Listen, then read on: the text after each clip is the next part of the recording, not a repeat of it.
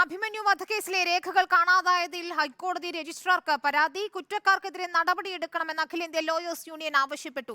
കേസിന്റെ വിചാരണ സമയബന്ധിതമായി പൂർത്തിയാക്കണമെന്നും ആവശ്യമുയർന്നിട്ടുണ്ട്. ശ്യാം ദേവരാജ് നൽകും വിവരങ്ങൾ. ശ്യാം, ഇപ്പോൾ അഭിമന്യു വധക്കേസിലെ രേഖകൾ കാണാതായത് വലിയ ചർച്ചയായിരുന്നു. അതിലാണ് ഇപ്പോൾ ഹൈക്കോടതി രജിസ്ട്രാർക്ക് പരാതി വന്നിരിക്കുന്നത്.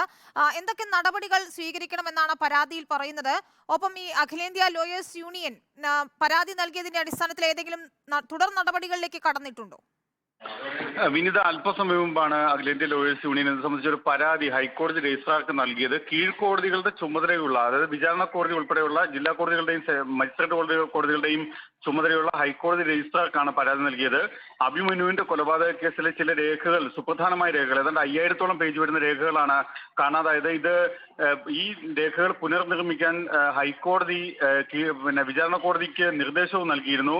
ഈ രേഖകൾ കാണാതായ സംഭവം അതീവ ഗുരുതരമാണ്. ഇക്കാര്യത്തിൽ അന്വേഷണം നടത്തണമെന്നാണ് അഭിഭാഷക സംഘടനയായ ലോയേഴ്സ് യൂണിയന്റെ ആവശ്യം. കുറ്റക്കാർക്കെതിരെ നടപടിയെടുക്കണം എന്നും ലോയേഴ്സ് യൂണിയൻ ആവശ്യപ്പെടുന്നുണ്ട്. മറ്റൊരു പ്രധാനപ്പെട്ട കാര്യം, ലോയേഴ്സ് യൂണിയൻ ഹൈക്കോടതി രജിസ്ട്രാറോട് ആവശ്യപ്പെട്ടിരിക്കുന്നത് വിചാരണ സമയബന്ധിതമായി പൂർത്തിയാക്കണം എന്നുകൂടിയാണ്. കാരണം കൊലപാതകം നടന്നത് 2018-ലാണ്. ഈ 6 വർഷത്തോളമായി ഇതിന്റെ വിചാരണ നടപടികൾ ഉൾപ്പെടെ നീണ്ടുപോവുകയാണ്. ഈ സാഹചര്യത്തിൽ കൂടിയാണ് അഭിമന്യു കൊലപാതക കേസിന്റെ വിചാരണ സമയബന്ധിതമായി പൂർത്തിയാക്കണമെന്ന് കൂടി ലോയേഴ്സ് യൂണിയൻ ആവശ്യപ്പെടുന്നത്. ശ്യാം ദേവരാജാണ് ഞങ്ങളുടെ ലീഗൽ കറസ്പോണ്ടന്റ് വിവരങ്ങൾ നൽകിയത്.